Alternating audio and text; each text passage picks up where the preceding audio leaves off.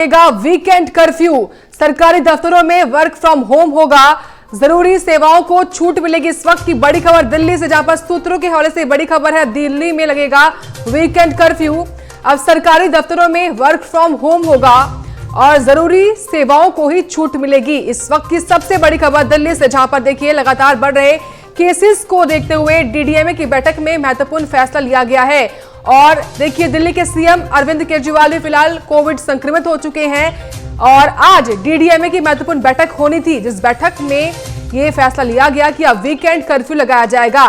तो सरकारी दफ्तरों में वर्क फ्रॉम होम होगा और जो महत्वपूर्ण सेवाएं होंगी केवल उनको ही प्रदेश में अब छूट मिलेगी। तो आज डीडीएमए की महत्वपूर्ण बैठक होनी थी और बैठक फिलहाल समाप्त हो चुकी है, जिसमें महत्वपूर्ण फैसला यह लिया गया है कि अब दिल्ली में वीकेंड कर्फ्यू लगेगा, यानी कि शनिवार और रविवार कर्फ्यू रहेगा दिल्ली में। यह बड़ी खबर है इस वक्त की दिल्ली से, जहां पर दिल्ली में अब वीकेंड कर्फ्यू रहेगा। इसी खबर पर और जानकारी हम लेंगे पंकज से। पंकज, क्या जानकारी आपके पास?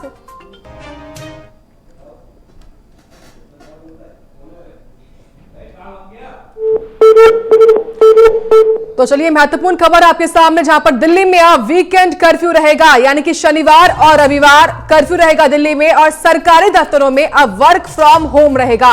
अब तक 50% क्षमता के साथ सरकारी दफ्तर खुल रहे थे, लेकिन अब वर्क फ्रॉम होम हो सकता है। डीडीएमए की बैठक में महत्वपूर्ण फैसला लिया गया है। यह बड़ी खबर है इस वक्त की सूत्रों के हवाले से, दिल्ली में अब वीकेंड कर्फ्यू रहेगा। तो डीडीएमए की बैठक आज होनी थी और उसी बैठक में यह फैसला लिया गया है और जो केवल महत्वपूर्ण सेवाएं होंगी उन्हीं को ही छूट मिलेगी, यानी कि सब्जी, किराना स्टोर, दवाइयों की दुकान, उन्हीं को ही फिलहाल छूट मिलेगी। पंकज से और जानकारी हम लेंगे। पंकज, क्या कुछ जानकारी आपके पास अब वीकेंड कर्फ्यू दिल्ली में? बिल्कुल, देखिए जिस तरह से लगातार दिल्ली सरकार पिछले कुछ दिनों से येलो अलर्ट जारी कर चुकी है दिल्ली में, उसके बाद अब एक तरह से ऑरेंज अलर्ट कहा जा सकता है। इस बात को लेकर जो घोषणा है डीडीएमए की बैठक में फैसला लिया गया कि 50% के हिसाब से ऑफिसेस चलेंगी, गैर जरूरी जितनी भी दुकानें होंगी वो सारी बंद कर दी जाएंगी। इसेंशियल सर्विस यानी दवाई की दुकानें, पेट्रोल डीजल की पंप्स और इसके अलावा जो ग्रोसरी दुकानें हैं वो खुली रहेंगी। इसके अलावा तमाम दुकानों को बंद कर दिया जाएगा और जो स्कूल माफी चाहूंगा जो प्राइवेट संस्थान है जहां पे नौकरी पैसे के लिए लोग आते हैं, वहां पे 50% कैपेसिटी के हिसाब से ही लोग आएंगे और सरकारी कार्यालय में भी इसी तरह का नियम लागू कर दिया गया। कुछ दिन पहले केंद्र सरकार ने भी नियम लागू किया था, अब दिल्ली सरकार ने वीकेंड कर्फ्यू की घोषणा कर दी है। जी पंकज, देखिए जब से दिल्ली के सीएम को कोविड होने की खबर सामने आई थी, तभी से ये कयास थे कि हो सकता है कि डीडीएमए बैठक में कोई और अधिक प्रतिबंध लगा दे और ऐसे में अब देखिए एक तरीके से ऑरेंज अलर्ट इसको कह सकते हैं, लेकिन साथ साथ में और कौन सी गाइडलाइंस जारी की गई हैं, कौन कौन से अब नियम होंगे नए?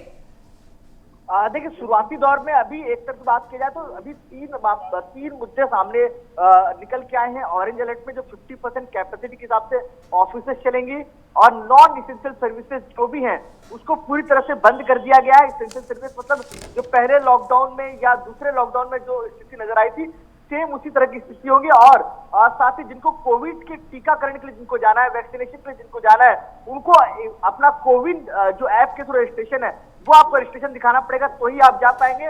और इसके अलावा जो गवर्नमेंट जॉब पे हैं वो जा पाएंगे, % जो कैपेसिटी के हिसाब से जो जाएंगे, और जो प्राइवेट जॉब वाले उनके लिए अलग से पासेस बनेंगे वो जा पाएंगे।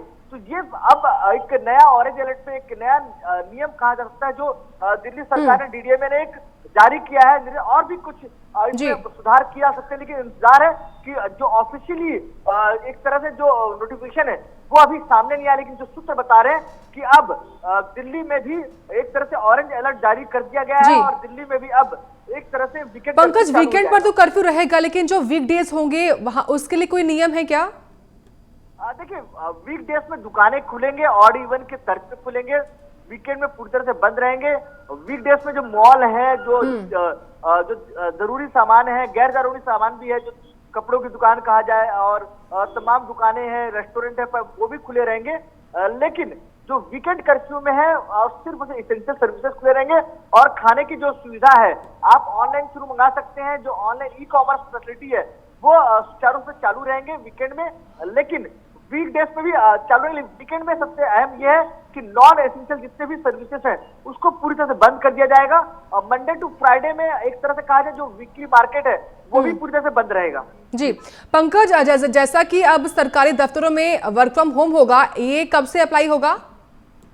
देखिए बाकी अभी जो नया वीकेंड आएगा, कहा जाए जो 8 तारीख से, माफी चाहूंगा, 8 जनवरी और 9 जनवरी का जो वीकेंड होगा उसके लिए ये अप्लाई होगा। उसके बाद से तमाम वीकेंड पे इसी तरह के नियम, जब तक अगला आदेश नहीं आता तब तक इसी नियम को पालन किया जाएगा। यानी कि अभी 8 और 9 जनवरी के बाद से ही ये अप्लाई होगा। ऐसे में बात करें तो प्राइवेट जॉब्स वालों के लिए क्या कुछ नियम इस बार डीडीएमए की बैठक में लागू हुए हैं?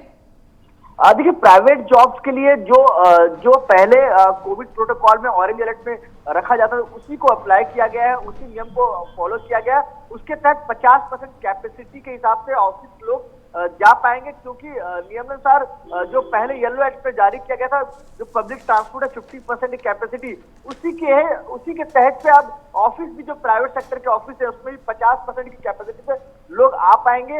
अल्टरनेट डेज पे लोग आएंगे और बाकी सारे जॉब काम करने वाले लोग हैं वो वर्क फ्रॉम होम काम करेंगे। बिल्कुल। और देखिए पंकज, पहले ग्रेप की लिस्ट का येलो अलर्ट था दिल्ली में, अब ये ऑरेंज में बदलाव हो गया है इसका, और रेड अलर्ट की तरफ फिलहाल दिल्ली बढ़ रहा है। क्योंकि देखिए अगर हम बात करें केसेस की तो लगातार केसेस बढ़ रहे हैं। पहले 1 जनवरी में 2000 कुछ थे, फिर 2 तारीख को 3000 समथिंग हुए, और अब देखिए कल 4099 केस आए हैं दिल्ली में। बीते 24 घंटे में लगातार 1000 से भी अधिक मामले कोविड के रोज सामने आ रहे हैं।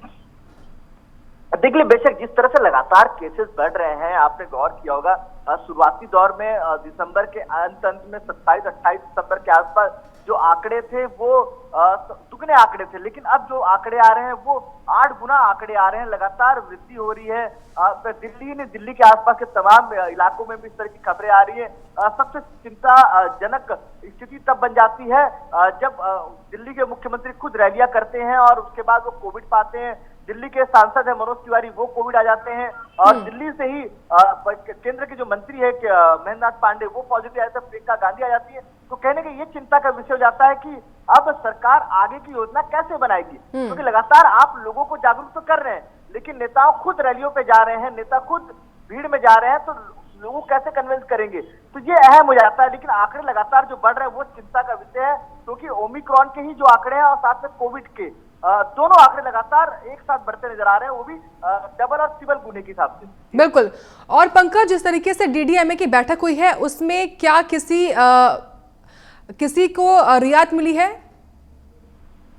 देखिए रियायत तो अभी किसी को नहीं मिली है, लेकिन देखिए जो इमरजेंसी सर्विस वाले हैं, या बात करूं अस्पताल में नौकरी करने वाले लोग हों या बैंक में जॉब करने वाले लोग हों, क्योंकि ये 2 ऐसे सेक्टर है जहां पे आर्थिक और मेडिकल, इन 2 सेक्टर के लोगों को छूट रही है, जो हमेशा पहले कोविड प्रोटोकॉल में भी था और दूसरे में भी था, और अब भी इसको छूट दी गई है। और उसके अलावा पत्रकारों को एक तरह से जो छूट जो हमेशा मिलती रही वो छूट है, जो एसेंशियल सर्विस में आते हैं।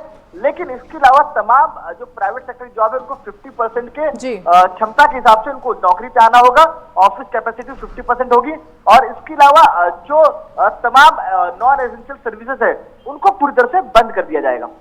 बहुत शुक्रिया आपका पंकज वानखेड़े, जानकारी विस्तार से देने के लिए इस खबर को लेकर। तो यहाँ पर वक्त एक छोटे से ब्रेक का है।